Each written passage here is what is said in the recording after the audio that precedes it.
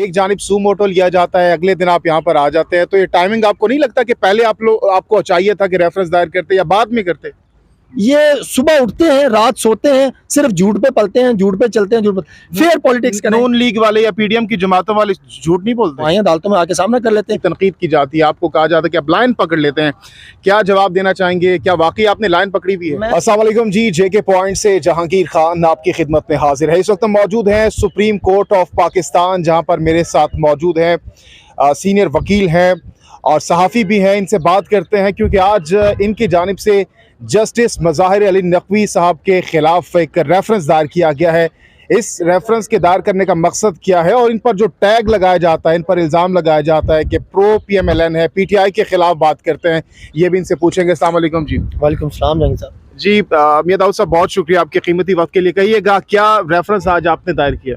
हमने अपने रेफरेंस में 4 ग्राउंड्स जो हैं वो सुप्रीम जुडिशल काउंसिल के सामने गुजारिश की हैं, जिसमें मोअज़्ज़ज़ जज साहब की प्रॉपर्टी जो गुज़श्ता चंद बरसों में हमने देखी है कि वो उनकी आमदन से कहीं ज़्यादा, कई गुना ज़्यादा जो है उसमें इजाफा हुआ है।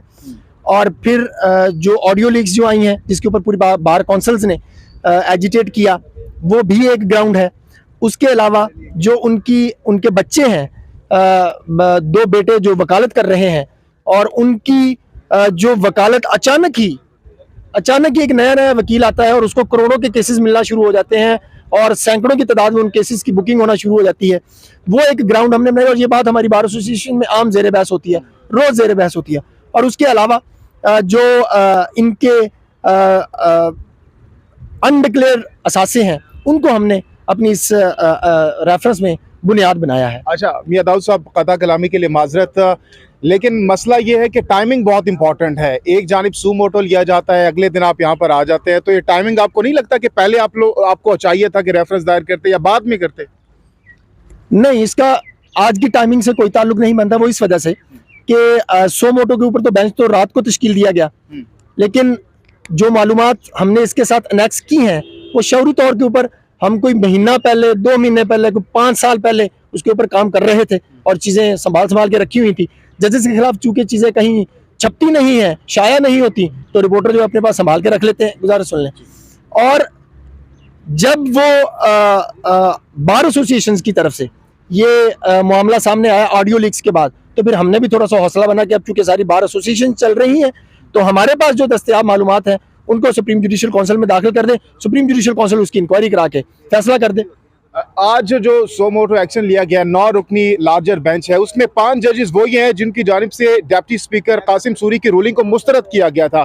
तो फवाद चौधरी साहब कह रहे हैं कि आप लोगों को तो खुश होना चाहिए, बजाय इसके कि हम उस पर एतराज़ करते, आप लोग एतराज़ कर रहे हैं, यानी उनकी जानिब PTM की जानिब इशारा कर रहे हैं। वो केस चूंकि मेरे से रिलेटेड नहीं है, मतलब बेंच बनता है, कोई पॉलिटिकल जमात उसके ऊपर एतराज़ करती है या नहीं करती है, वो मेरे लिए उसके ऊपर कमेंट कर। लीगल एक्सपर्ट क्या समझते हैं, एतराज़ किसको उठाना चाहिए इस पर? मेरे ख्याल में तो किसी को भी नहीं एतराज़ उठाना चाहिए। ये सुप्रीम कोर्ट है, सुप्रीम कोर्ट का फैसला बता देगा, उसके फैसले के ऊपर बात करनी चाहिए।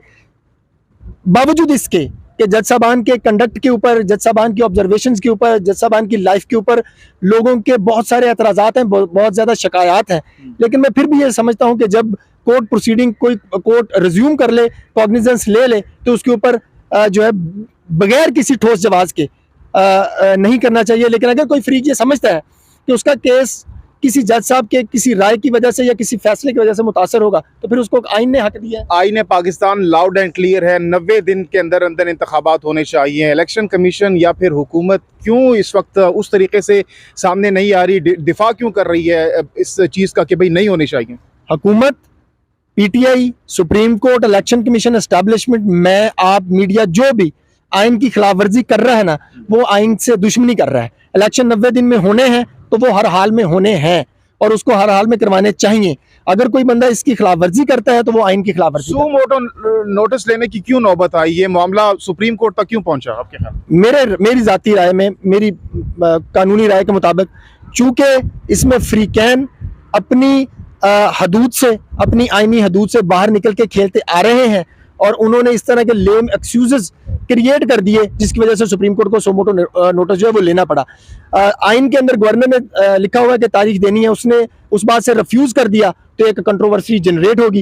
इलेक्शन कमीशन कहता है कि मैंने नहीं करना, गवर्नर कहता है मैंने नहीं करता, फिर सदर साहब ने अपने आइनी इख्तियारात का गलत इस्तेमाल करते हुए एक डेट जो है वो फिक्स कर दी जो उनको नहीं करनी चाहिए थी। तो एक जो कंट्रोवर्सी क्रिएट हो गई उसके लिए फिर ये मामला। आखिरी सवाल आप पर, ये बहुत से पीटीआई हम देखते हैं सोशल मीडिया पर भी काफ़ी तनकीद की जाती है, आपको कहा जाता है कि आप लाइन पकड़ लेते हैं, क्या जवाब देना चाहेंगे? क्या वाकई आपने लाइन पकड़ी भी है? मैं अलानिया तौर के ऊपर तहरीक इंसाफ की सियासत का, उसकी पॉलिसियों का, उनके मौक़िफ़ का अलानिया मुखालफ हूँ। इसमें मुझे कोई वो नहीं है। हाँ, अगर इनको ये तासुर मिलता है कि वो मौक़िफ़ गलत है तो आए अदालतों में आके सामना कर लेते हैं। यू टर्न्स लेने, अभी कल की मिसाल ले लें, ये जेल भरो तहरीक का आप मामला देख लें, पब्लिक का कितना वक्त ज़ाया किया और बंदे कितने गए गिरफ्तारी देने के लिए, सारे मेरे ख्याल 60-70। और इमरान खान साहब, हम बतौर जर्नलिस्ट हमने 200 का ऐलान किया था, हज़ारों अंदर चले गए जी। वो ये इसी वजह से तो ही हम तहरीक इंसाफ की एलानिया मुखालफत करते हैं कि इन्होंने ज़िंदगी में कभी सच नहीं बोला। ये सुबह उठते हैं, रात सोते हैं, सिर्फ झूठ पे पलते हैं, झूठ पे चलते हैं, झूठ पे। फेयर पॉलिटिक्स करें। नून लीग वाले या पीडीएम की जमातों वाले झूठ नहीं बोलते? सारे बोलते हैं झूठ, लेकिन जितने झूठ ये बोलते हैं उतनी कोई और सियासी जमात नहीं बोलती। आप सामने सफ़ेद कलर पड़ा हुआ, उसको ये काला कही जाते हैं। इमरान खान साहब को देख लें, हम सारे जानते हैं कि उनकी हुकूमत किस तरह के प्रेशर से यहाँ से निकाली गई। लेकिन वो मानते हैं, वो कहते हैं गलती माजी में हुई है मुझसे, वो गलतियां मानते हैं। वो गलती तस्लीम करें और कहें कि आज के बाद वो कभी भी गैर सियासी कुव्वतों के कंधों पे चढ़ के इक़्तिदार में नहीं आएंगे। मैं सबसे पहला उनका साथी जो है वो बनूंगा। लेकिन ये हम सारा पाकिस्तान जानता है, हर मीडिया छोटा सा शऊर रखने वाला जो जर्नलिस्ट है वो भी जानता है कि उनका ये मौक़िफ़ इक़्तिदार लेने के लिए असूल की बुनियाद पर। अवाम उनके बयानिए को सपोर्ट कर रही है, बयानिए को सपोर्ट कर रही है। लास्ट क्वेश्चन, क्या वजह है? हर पॉलिटिकल पार्टी की फॉलोइंग है, जो उनकी पॉलिटिकल पार्टी के लोग हैं वो उनको सपोर्ट कर रहे हैं, जो उनके खिलाफ है वो उनको खिलाफ कर रहे हैं। डॉक्टर साहब, बहुत बहुत शुक्रिया आपके कीमती वक्त के लिए। व्यूअर्स, अब से कुछ देर बाद यहाँ पर समाअत शुरू होने वाली है। इस हवाले से हम आपको डिटेल्स अपडेट्स देते रहेंगे। जहांगीर खान को दीजिए इजाज़त। अल्लाह हाफ़िज़।